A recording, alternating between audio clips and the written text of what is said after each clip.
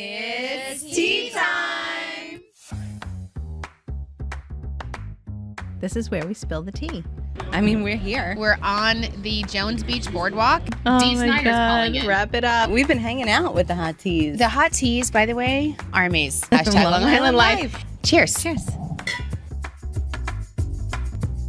Hey, welcome back to Long Island Tea, where we spill the tea on everything that's happening on Long Island and why we're living our best life. I'm Kristen. And I'm Sharon. And we have a very special guest today, which we've been kind of hyping you up, Mr. Dan Lloyd with Minority Millennials. Yeah, it's a tongue twister. Yeah.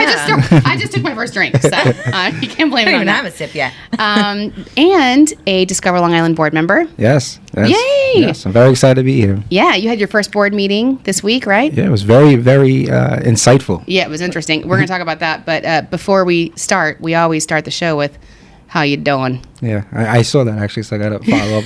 How you doing? Nice. That's good. Sharon? How you doing? Yeah, I'm doing, well, should I just read my horoscope? I would go to for it. tell you Yes. how I'm doing? Because, Spill it. you know, Dan, I'm big on my horoscope. We talk about it every episode pretty much. So here's what my horoscope says today. Are you ready for this? This is how I'm doing. You may be, and I have to wear my glasses. You may be making a choice now that other people scoff at. They may not understand your vision or what a wonderful flair you have for doing what you want to do. I can't even read this. Hold on. For doing what you want to do with this choice. Rather than allowing a visceral reaction to getting criticism or warnings that it won't work, trust in that vision and flair that you know you have. That's really one of the most important keys in choosing the paths you take in life. Great pioneers always had visions that others didn't understand. Remember that today. So I've been trying to do that. Yeah. Well, that is... Because no one understands my vision these days, That's Dan. crazy. I mean, even after the conversation we had yesterday about you're a Whoa. visionary. Whoa. You are, you know. Oh, no. So you had your first board meeting. Mm-hmm. They're not usually that exciting. I mean, there were some interesting conversations. Yeah. Caroline's over there like, yeah, that was a good one. So welcome. Usually, but there's just some weird, I think, it's growing pains, right? Yeah. And, I've always said this to you. It's kind of like whatever way the wind's blowing that day. Yeah. Like it goes... Well, you never know. Well, and you know what? I can't. Dan and I, we were just talking about how we love to listen to podcasts and Audible books and history, and so I pulled this, and so I'm that crazy person at the stoplight, and I write notes on my phone based on whatever I'm listening to, and I usually write down the author, but I forgot. But I wrote this quote down, and it's been in my notes for a long time, and it says, "There's one constant in life. If you build something worth having, someone's going to try and take it." And I'm like, and we've said, we just talk about the real here, Dan, as you can tell. I love that. Right? Listen, yeah. We are spilling some tea. And all we over. spill the tea. And we work really hard. And it's one of those things and it's great. And we have such great support. Our board is amazing. And we get there's so much value. And everyone loves what we're doing. But the more people love what you're doing, the more they want of it. Yeah. Everyone's like, Right. I They want more. Yeah. Do more. Yeah. That was great. All the awards that you won and everything you're producing, and the fact that you're literally known as the content beasts of the industry, and nobody is doing what you're doing on your crazy shoestring budget. But do more. Yeah. With less. What else you got? Do you feel that way, Dan? Oh, yeah. I mean, I've been a struggling entrepreneur for about 10 years. So as, you're trying to fulfill your vision, you have to put out a lot of work. And sometimes people don't understand that until it's later. And then, you have to always kind of be ahead of the curve. So it could be a difficult process. And so I have to I was just telling, we were talking earlier, I do want to tip my hat off to you because the amount of work that you're able to put out as an organization, Long Island in general is not up to that, innovation across the board, Nassau and Suffolk County. So, I'm proud to be on the board of Discover Long Island, not only because of the work that you all do, but the innovation that you put into highlighting our region, which is desperately needed in this time. So, See, this is why I love the board. And this is what I tell everybody, it's a roller coaster because you get one phone call, or somebody criticize you, and you're like, this is why do we work so hard? doing? And then somebody like Dan comes in and says, amazing, and recognizes your work, and you're like, okay, I feel good about it. Yeah. And I loved your story too, because again, I think a hustler appreciates a hustler. You know, you got to hustle. Yeah. And it's not just hustle, it's hustle and heart. And that's what makes people like, I think you, really exciting because you have a purpose. You're like a passion in purpose kind of thing. Love it. Yeah, no, it's definitely something that I've had to grow into. So, you know, I say it's taken me 35 years to figure out somewhat of my purpose, and I'm 35 years old. So tell us about my Minority Millennials, because tell us how it started and like where it's at today. Yeah, well, I'll just say that I'm a native Long Islander, and I say that because it's part of how we created Minority Millennials, and I come from a biracial family, so I'm half Irish, half African American. So it always created this kind of understanding of different backgrounds and cultures that for a long time I took it as an insecurity. But then I eventually understood the value in it, and it's become kind of an outlier for me to understand and have empathy for all different diverse backgrounds and cultures. But I come from a nonprofit family, and my parents are pastors, but they also had a nonprofit for 30 years. And growing up in Long Island, I wanted to get as far away from that as possible. I didn't want anything to do with the church or a nonprofit or Long Island in general. So I got as far as to Newark. I didn't get that far. Cross the bridge. Yeah, and then you're like, oh my God, this is what's out there. I'm coming back. No, I actually loved it. It was in the time. I was there when Mayor Cory Booker was there, and so it was a lot of progression, a lot of like really cool things going on. And I started a record label, and we did very well for the time. And I learned how the political, economic, kind of the vibrance of a growing city and how music plays a role in that. But I also learned, more importantly, the role of civic engagement and how important understanding the political figures in the game and how that works within a city complex. And I moved back at 30 years old. I got married in 2016. When I moved back, I was flat broke, lost everything. The record label, I got ego. I lost my mind. I thought it was much bigger. I wanted to be in California, record executive. It didn't work out. But it was through God's grace because I moved back and I had to live with my parents. At 30 years old. This is 5 years ago. We're celebrating 5 years, 6 years. And when I moved back home in Wyandanch, and I saw Wyandanch Rising was a development, $500 million development. So obviously I'm thinking, wow, this is incredible. Who's doing this? What's going on? And so I was talking to my father, and he's mentioning, the town of Babylon. So I'm learning all of these different political figures and how this happens. And I was asking all my friends and colleagues, do you know about this? Do you know how much money is going into this? How can we build off this? How can we create a scene of vibrancy? And no one was interested. No one. None of my colleagues, none of my friends. And so I was talking to one of my close buddies, Andrew, and I was like, we have to create an organization that bridges the gap between policy and culture, that really gets young people of color specifically not only engaged, but understands the value and the power of being engaged so that they can help their family, but also personally and professionally develop. And that's how we started Minority Millennials. It was literally just a civic organization, to be honest with you, to bridge the gap between policy and culture. We started doing events called idea exchanges, and we would just sit around in a room and talk about the problems that we said that we faced in a community, and then how can we solve those problems with these solutions. And we started meeting with elected officials. And in the first 2 years, it really grew. And one of the things that we noticed was that the companies that were sponsoring us were also looking to diversify their workforce, or were looking to diversify their products and really just more engaged in this rising diverse generation. And we just started expanding where now we have an ecosystem of civic engagement, workforce development, and economic development. So that's like our 3 tiers. Everything that we do, every event, every program we do is around those 3 things. We believe that ecosystem solves a lot of the inequities and the issues that we have here in the Long Island region. So our mission, just I'll end off for that, is to help young people of color access jobs, build wealth, and become civically engaged. Yeah. We believe in those 3 things can really help close that gap of inequity. I love it. I love hearing that story, and I like the third part, because I think that's like the void that so many people, the civic engagement.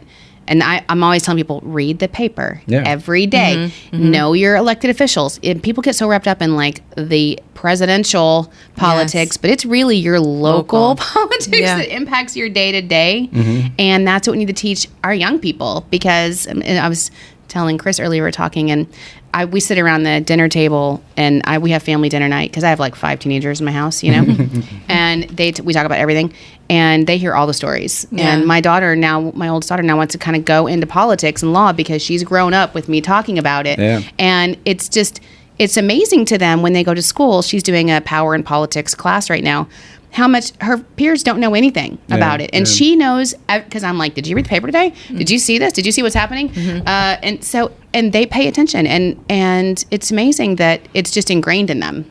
Yeah, I mean, you said a key word, and we were talking about the power broker, but one of the things that we try to change the definition of civic engagement, because when you think about it, it could be a little boring. Sometimes people think of it as corny, right? I know I need to vote. I know I need to fill out the census. But when you kind of replace that with the concept of power, and if you're ignorant to how power works, then that's going to impact you. And that has impacted a lot of people, regardless of race or background, whatever, as a society. And so when we talk to young people, it's like you have to understand how much power you have in your own right, in your own experience, when you learn civic and what it means to be civically engaged, and then how to kind of navigate all of that to pull it together to solve the problems that you're saying that you have. And that's why it's so important. So, but speaking of papers, I think in the morning I read Bloomberg, Reuters, obviously Newsday, CNN State. So that you know, I love it. You know? I mean, it's just good to know what's going on. I've got some stories for you guys from today's Newsday for some Long Island Life, some hashtag Long Island Life. I read it and I'm like, is anyone reading this? Only on Long Island. This is crazy. But before we get into that, because I think before we read those, we're going to need some wine. So we are drinking, I have to say, one of my favorites. I can't say it's a favorite, but Sharon, you want to tell what our wine of the week is? So we're drinking Kontokosta's Cabernet Franc Reserve. I love this. Yeah, I'm this telling is you. one of my favorites. I needed this today after this week. It's unbelievable. This bottle contains a fluid reflection of the last leg on a long journey rooted in. I don't even know what that says. Maybe I need my glasses. Wait, what does it say? Go ahead and try and pronounce it. This is one of my favorite things that we do. She loves to make fun of me. Yeah. Agrarian? Agrarian? Okay. I don't know what you're saying. Usually I can. Agrarian. I don't know what that means, though. Okay. Just so you know. So this is the one time I can't make fun of you. But you see it, so okay. One time she was like, it has hints of brioche. I'm like, what is... I'm looking like, brioche. Sharon. We like cried laughing. That's a difficult one. That's it is hard. It's a weird spelling. Right? It is weird. So this is... I'm not even going to try. Are we done with the description and just talk about it's delicious? Yeah, sure. Okay. We can keep reading it if you want to. It's intellectual curiosity and personal growth. Start with a 62-acre waterfront farm, plant a remarkable vineyard, and build a sustainable wind-powered winery. This is what Kontokosta is. Honestly, I mean, we were telling you earlier. It is gorgeous. Kontokosta is one of, if not the only vineyard on the water, and it's small. Right, yeah, so there's just so you know, don't go there with a limo. Right, don't go there with your party bus. Okay, this is for this serious person that wants an intimate experience of really quality wines, and it's this beautiful little farmhouse. And it's you go, and then you have this huge waterfront. And the guy, the owner, Michael, he is like a former corporate lawyer out in New York City that decided to come out to the North Fork, a decade ago, whatever, start making quality wines. It's delicious. And man, he is on point. Yes, especially with his Cab Franc. I mean, and his rosé, and all of his wines are really good. I love it. I do. But we were telling Dan earlier that Long Island is known for Cab Franc, yes. which is not. It's not a typical. And this is your first Cab Franc experience. It is. All right, cheers. All right, here's to Long Island wine country. Yes. Thank you for being our sponsor. And as everybody knows that listens to this, there's 57 different distinct winemakers on Long Island, and you can go to liwines.com for more information, or LongIslandTeaPodcast.com for like wine of the week or.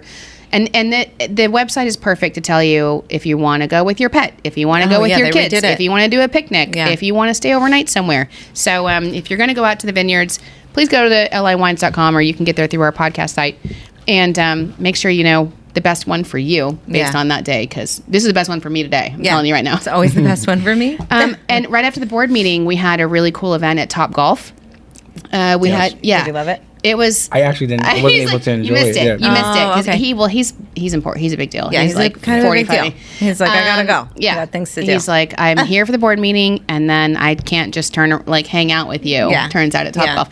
But Top Golf, had you been there before? No, that was my first time. Yeah, it was really cool, wasn't it? It really is. It's a beautiful. The whole layout is amazing. Yeah. Yeah, it was awesome. And you know what I love about it? What? It's so like you said, the layout is amazing. It's like mysterious. Like you don't even realize like what you're walking into. But it's awesome because you can go with your friends and like drink and have a great time and like, spend all night there on a Friday night, or you can go on a Tuesday, like it was slammed when we were there, and you can have kids. You can have your kids with you. Oh my God. It's so Let me tell awesome. you, their chicken tenders that they had at our event, it's funny. Tegan was texting me like, bring me some of those chicken. She was watching the TikTok? No, but she's like, they're on TikTok about how good their chicken tenders are. Yeah. I was like, girlie, those went away a long time ago. Yeah. I don't know what happened. Sold out. I was like, those are gone. But the cool thing is, like, you don't even have to. We went to the bays and we golfed, but you don't even have to do that. There was just like a bar there. You can just go to the bar. I did see the bar. Yeah. Yeah, and people are just like fully hanging out at the bar. And it's a great location right off the LIE in Holtzville. And Topgolf is a new corporate partner of ours. And we co-hosted that event with the Long Island Association, which is the leading business advocacy association. And their team is amazing, and I just love working with them. Matt Cohen and his team, they're just so cool. Matt's on the board as well, so you'll get to meet him at you probably know Matt Cohen, right? Yeah. Stacy too. Stacy, yeah. I mean, everybody. Anyway, so that was a great event, and I love their team. So thank you to the LIA and Topgolf for that. It was really fun. We had it was sold out actually. Yeah, it's 120 people, and there was heaters there too. Yeah, so you can go there right now. Get this. What we discovered when you sit in the bays, because there's heaters above. It was awesome because it was cold that night, and I had a short sleeve dress on, and I'm out there. The cushions of the outdoor furniture are heated. Oh my gosh, Alyssa was telling me. The chair cushions are heated, so you're sitting there like toasty warm. Yeah, she's like, I looked it up. I'm gonna order some. Yeah, I'm telling you should go. I think that's one of those attractions. You should go now in the winter, because in the summer it's going to be slammed. Yeah. That's such a fun Friday night. Yeah, it's a good experience too, in general. Yeah, so I think that was fun. Okay, so something else that happened that we announced at the board meeting and that we just announced nationally is, Dan, are you playing Wordle? Mm-hmm. I'm not, but I keep hearing you talk about it, so now I'm interested. Yes. I saw it actually in Newsday. I think it was today or yesterday they mentioned it. Yes, and it was a huge thing on the Today Show today, actually. It was Carson Daly does Pop Start, and they were talking about Wordle, because it's this game that some guy basically started. His last name is basically Wordle or something like that. He did it for his girlfriend because they love crosswords. And he did it as like a birthday present or something for her. Coded it and made the game. And so you basically, there's a 5-letter word, and you get 6 tries to guess the word. And it'll tell you if you guessed a letter, if it's in the wrong place, it's yellow, and if you've guessed a letter into the right place, it's green. So then you have to kind of there's black. Look at the letter's means it didn't happen. Yeah. Then it's not in there. So.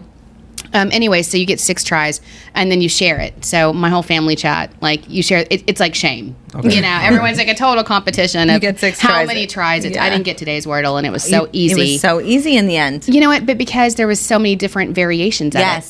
So I was watching the Today Show today, and they were like, the big story is, has it gotten harder? So it was like, yesterday's was super hard. It was dumb. Wait, does everyone get the same Wordle? Yes. Everyone in America gets the same word. Really? Yeah.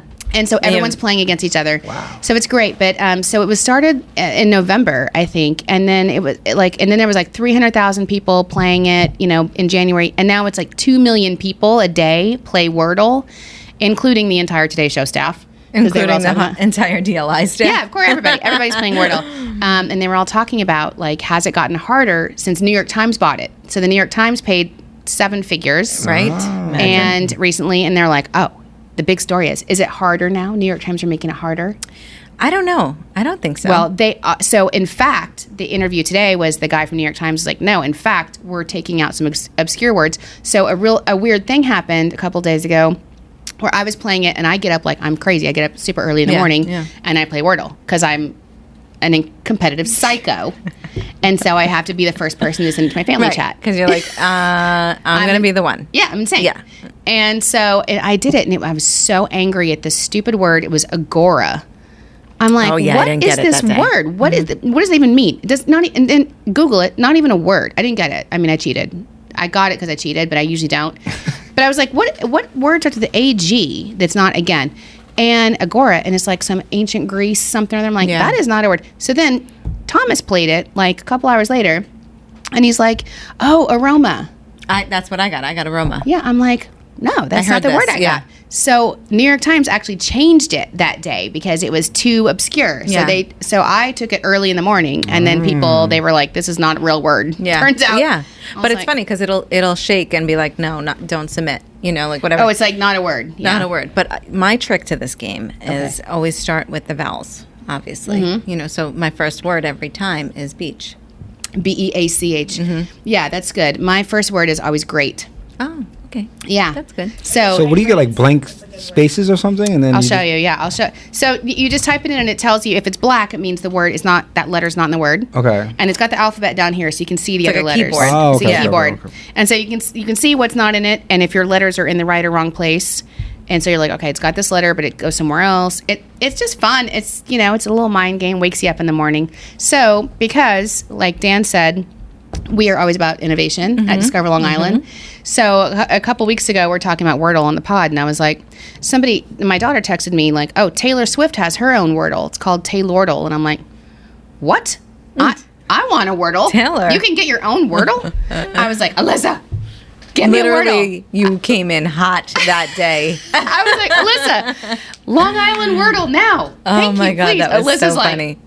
got it. She's like, I'm on it. I gotta Literally in code 5 it. seconds. I'm gonna figure it out. I like ruined Alyssa's life with this project. Well, but in 5 seconds, she's like popped it up. She's like, got it, LongIslandWordle.com, whatever it is. Yeah. And then since then, we've been like, okay. well, we can't call it Long Island Right, Wordle, so we've been exactly. figuring it out. We want it a little bit more customized so that it has our look I'm and making feel. it more like, yeah. but So she's we- like, I bought the URLs. yeah, we bought all the URLs. So now we have our very own LongIslandle. Ah. So it's LongIslandle. www. Does anyone say that www anymore? I think I'm the only person who says it. LongIslandLE.com. LongIslandle.com. Nice. Now you'll have to play LongIslandle. I got to get into it. Yeah, and yeah. So It becomes addicting. So then, like you wake up, like Kristen said, and you want to be the first one to get it. yeah.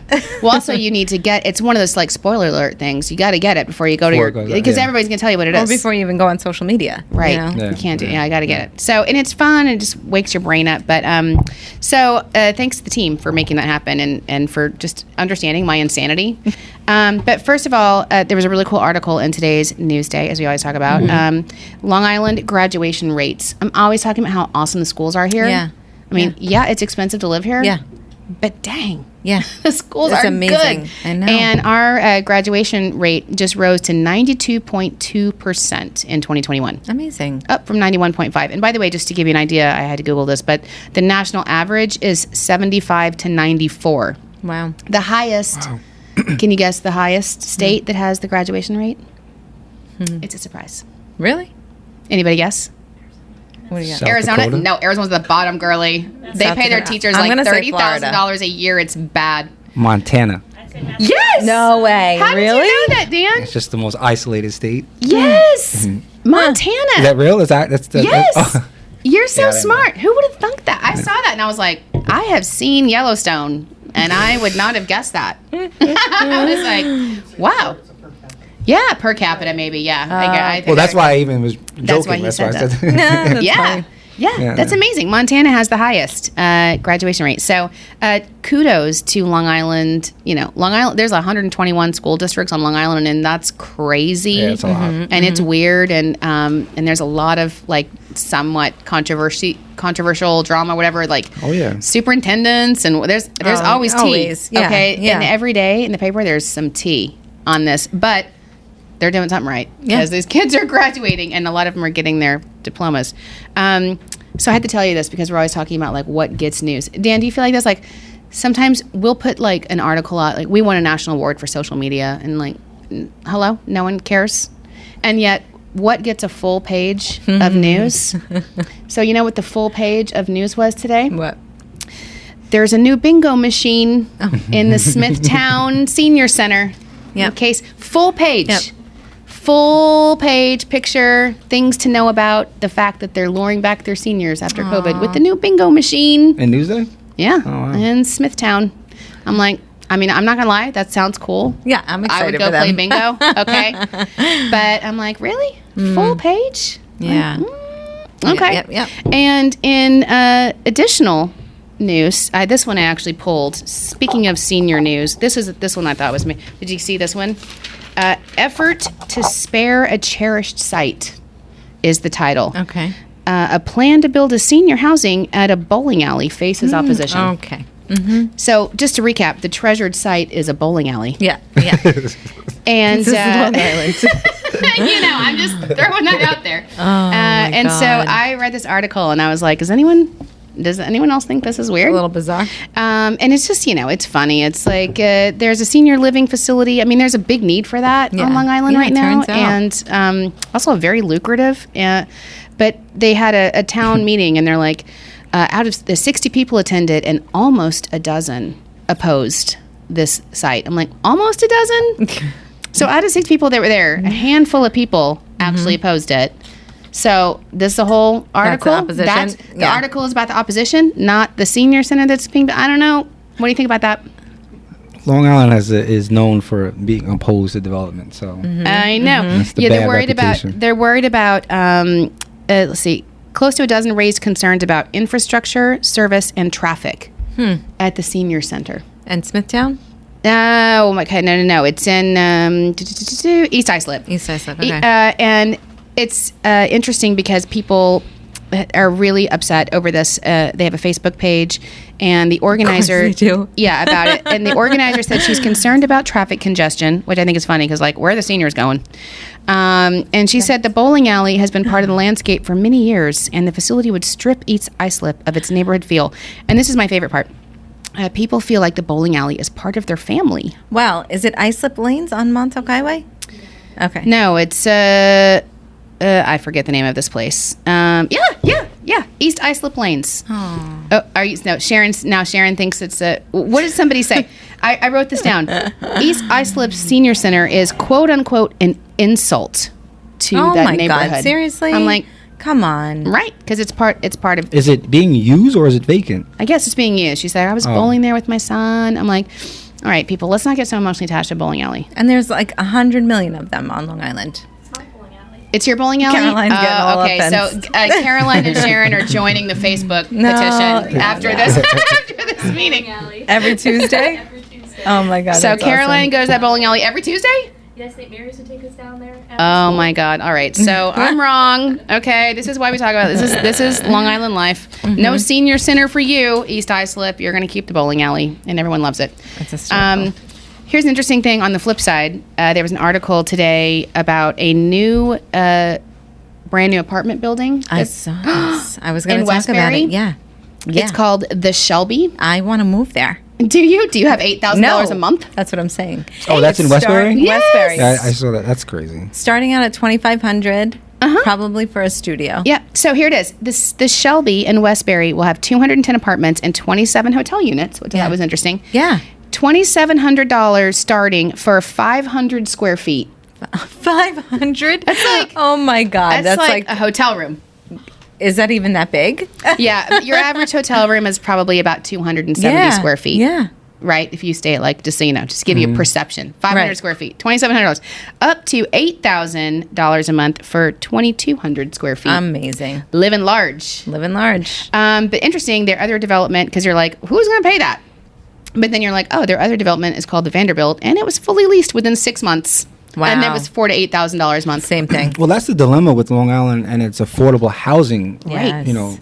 crisis is that these developers are able to build these units in these buildings that are luxury apartments, and they get sold out immediately. So there's still buyers for these, high-priced apartments. That's kind of like the dilemma with trying to build truly affordable apartments. It's tough to navigate that. It is. You're right. And it's funny. Well, and what the article said, and our board member, our treasured Mitch Pally, was actually quoted in this article, and he's like, yeah, they're going to sell because we're getting such an exodus from Manhattan. Yes, exactly. And so the Manhattanites are used to paying that rate. Yep. And they're going to get a beautiful, brand new facility that has like all these amenities, restaurants and pools and gyms.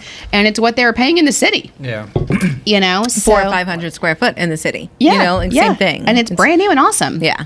That's so amazing. It's because of the prices of New York City too. And people are so used to paying those prices. They're just going to come.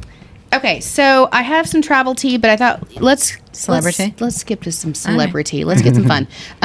Some celebrity is your wife. She's a YouTuber. Yeah, she definitely wouldn't. She'd be mad at me right now even mentioning her. But no, she's been doing this for quite some time. She was on the YouTube wave, I guess, probably about 8 years ago. And her YouTube is Charlotte Faraci. That's her maiden name. She's Sicilian Italian. So Charlotte Faraci. Faraci. Yeah, Okay, how do you spell it? Yeah. Faraci. Okay. Charlotte Okay. Faraci.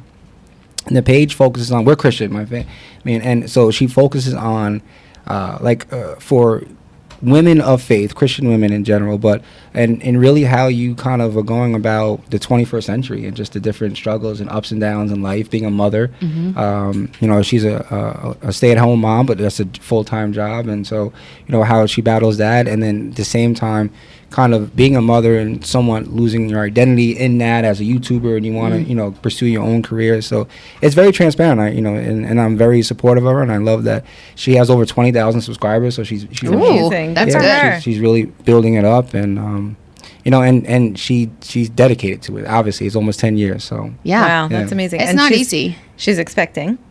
yes, so yeah, March 30th, we're expecting our second child. God, Yeah. baby, any day. Like literally any minute. Yeah. Little baby boy. Yep. Yay, that's so exciting. Congratulations. Thank you. Yeah. That's hard to get YouTube subscribers. So, I mean, I know Yeah. that's crazy. Yeah, we know. We were talking about if losing your identity as a mother, and we were talking about a movie that I watched last episode called The Lost Daughter. It's a Maggie Gyllenhaal Okay. movie. It's going to be like up for the Oscars, so Okay. it's weird. It's Yeah. like an artsy, weird, twisted movie, but she might want to. Check it out. Yeah, she might want to check it out. Yeah, I don't know. There's a lot of weird movies coming out, but I know, right? I I think mean- it's Yeah. the times. yeah, I don't know what's going on. Yeah. I think it's like everything's weird. Yeah. Yes. Nobody knows. We were watching a movie with Kevin Costner. It's called Let Him Go. Do not watch it. Do It not was the watch it. Do Weirdest not movie watch. ever. Okay. What was it about? Yeah. What's the premise? It was so odd. I mean, it's even depressing to talk about. Yeah, it, but, okay. it just was not a good movie. I don't All right, know. we like upbeat. I'm glad you told me that, because I'm so into Yellowstone that I probably would have watched anything with Kevin Costner in it. Yeah. Oh my gosh. So thank you for saving me the time and heartache. I hate when you spend time and you watch a movie yeah, and, and you're it's just, bad. like angry after. You get angry. Like, Yeah. why Yeah. did I just waste 2 hours? Yeah. You know what I'm actually watching? Sorry. No. Are we on this Go- yet? yeah, Okay. Inventing Anna. Oh, I've heard You about would this. love it. Yeah, You where would she's love like a it. Russian spy or something. No. Oh, Anna Delvey. Yeah. Anna Delvey, So yeah. it's like based off a true story, because Yeah. they say like every episode, but it's about the reporter who was investigating her. oh, but she was a spy or something, right? I don't Wasn't think she a so. spy? No, she actually She was a socialite. a fraud though. Yeah, A so socialite. like she had no money. She But was like basing She everything took off of her faking it till trust. you make it to the next Fake level. it Yes. till you make Yes. it. I've heard about it, and It's gotten so good. Okay, all right, it's on my list actually. Yeah, so that's watch it. cool. All right, cool. So here's what I read: some celebriTEA, which is actually also some Long Island Life tea. Susan Lucci just had. Is that on yours? Our bestie Susan Lucci just had a stent put in her heart, and it was her second one. Like in 2018, she had pretty much cardiac arrest, and she had a 90% blockage, and then she started to have some weird symptoms, and she called her husband. By the way, her husband of 52 years. Who she met at the Garden City Hotel. He was the chef, and she worked there, and they've been married for 52 years. Wow. Susan Lucci is, I believe, a Roslyn resident, and so she's good. But her message for women, especially, during Heart Month, which I think it is listen to your body, Wow. listen to your symptoms, go get it checked out, Wow. and because she's like super healthy. Yeah, like she would doesn't only drink eat- like hot yeah, lemon water. she works out and- every day. She's such an icon. So Susan Lucci, I'm glad you're feeling better. What's your So Bella DiNapoli, she made it to the top 20 on The Voice. She's from Long Island. She's actually performing this weekend on the February 24th at the Better Man Distilling Company for $20 a ticket. I think cool. she's going to be awesome. She's she made the top 20 of The Voice. Yeah. The Voice is hard. I mean, we know The Voice. Sal, The I know, Voice, but we do you love ever The wonder, Voice. like, The Voice, you know what my kids say about The Voice? There's been no American Idol star, right? American Idol has Kelly Clarkson. I mean, I'm That's going to very completely true. fault, like, Daughtry, Ruben Studdard, Yes. all these household Yes. names. Carrie, whatever her name is. Underwood. Carrie Underwood. Vanessa Hudgens. Yeah. All these amazing people. They came from the Yes. Really? They were all discovered on American Idol. Right. And Vanessa Hudgens, like, she placed third. She didn't win. And yet, The Voice. I mean, thank I God love we have Sal the Blakey. Voice. I mean, come on. Who? Blake Shelton. I Oh, love yeah. him. Well, Blake and Gwen, I'm obsessed with just them. love So them. I watch for them more than anything. But that's cool. Yeah. Just go see Just her. wanna let you know. Okay, so there's also, remember when we reopened outdoor dining? Yeah. And I went and did that press conference in Southampton at 75 Main? Yes. So there's a new reality show at 75 Main. No way. Called Serving the Hamptons. What? Yep. And so it's like the Vanderpump Right. of the Hamptons. So the owner, who was, by the way, the cutest, I met him during that press conference, and he is so cute. I think he's an immigrant. I don't remember where he's from, but he started as a dishwasher. Here he is. He's the cutest. Oh my God, look how cute. Zach Erden. He's adorable. And he had the most, when he got up to the microphone, and it was after all the restaurants had been closed and the businesses had really it's been suffered. really tough. And he was like, I started as a dishwasher. I own this restaurant. I've worked my whole life for this livelihood. Wow. And this is so important to welcome back my visitors. Yeah. So cute. So he houses his waiters and waitresses who are all gorgeous. I'm sure. I mean, I haven't seen them, but come on. let's be honest. And then it follows them, their experience. Oh, that's serving awesome. the elite people of the Hamptons. Love it. Yeah. I love it. That's so you great. can watch that. I think it's on Discovery Plus, where you can also watch Selling the Hamptons if you want to watch Rich Houses. That's my celebrity. All right, we got some more little celebrity. Miss Oh. Caroline. I mean, yeah. Our TikTok celebrity. She's our in-house celebrity. Right? She got promoted. Yay! Yeah, what's her new title? She doesn't even know. Partner And partner relations facilitator. Communications and Partner Relations Facilitator. Caroline got promoted. Yay. Congratulations. Yay. And then that opened up her position. And it's, we've talked about like hiring people and how horrible that is. We went through some interesting people in that process. By the way, I sent Caroline a video. We should put it on social.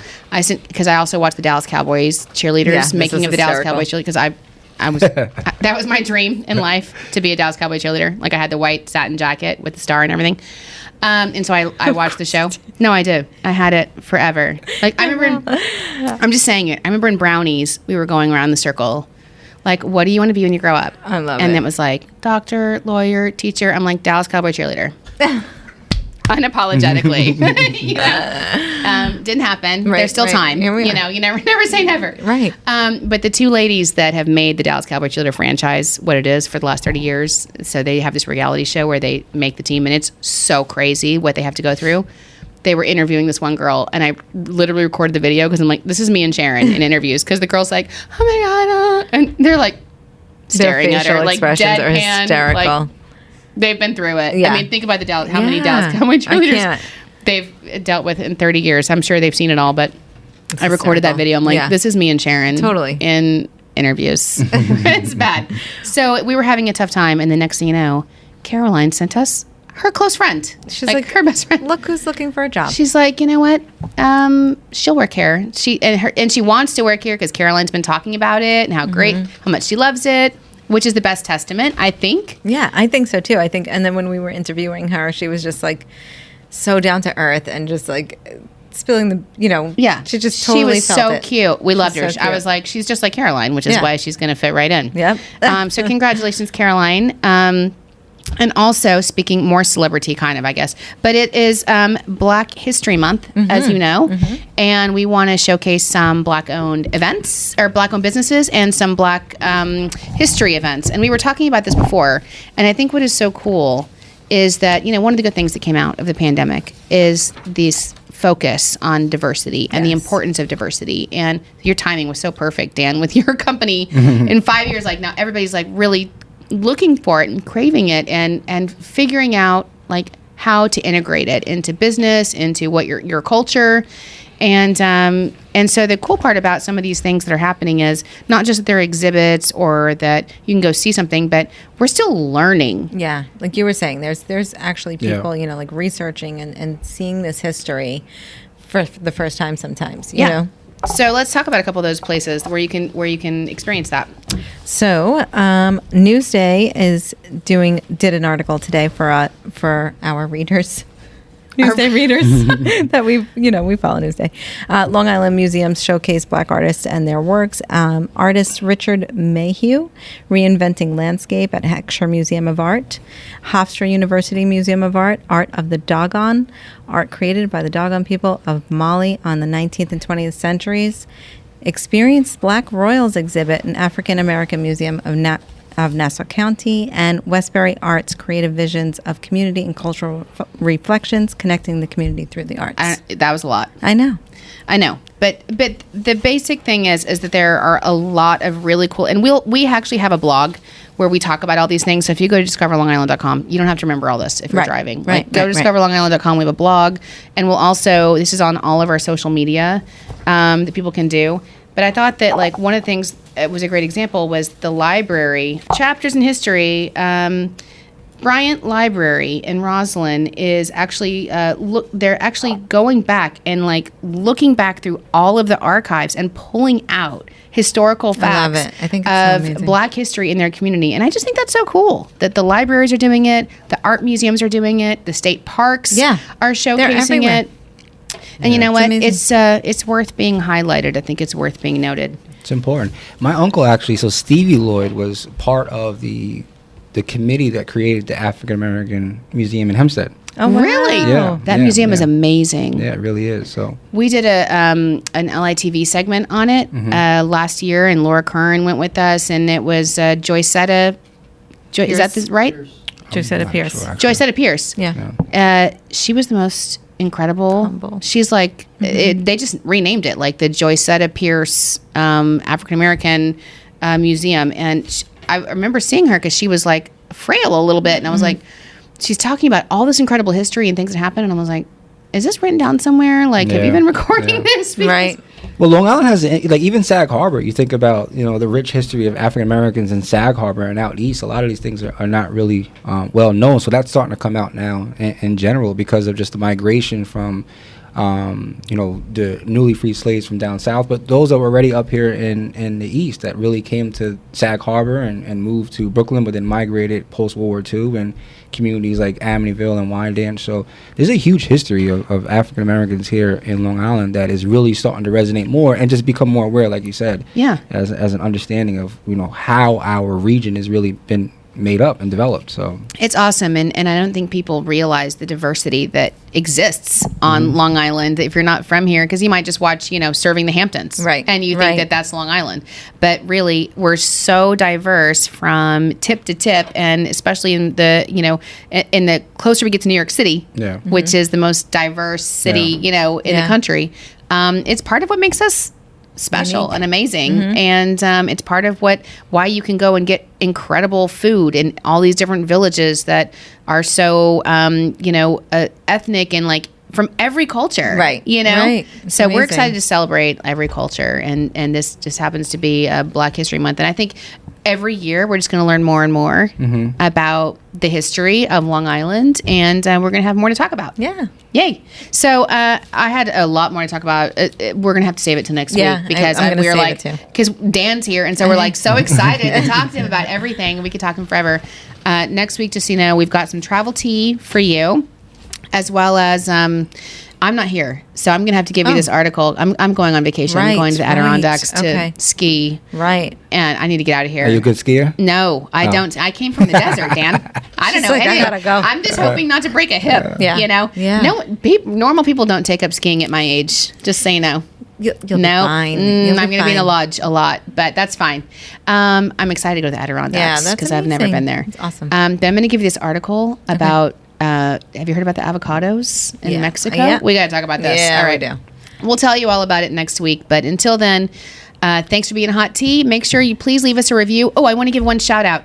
Donna from New Orleans wrote us and said she's training for a 10K and that we made her laugh the whole time. I love it. And she wants to hire the astrocartographer lady. That's amazing. I was like, lady, that's so awesome. So leave us your reviews. Send us a voicemail, and we'll give you a shout out on the air. So thank you so much. Thanks Dan, for being here. So much. Thank you for having me. It was a good time. All right. We'll see you next week.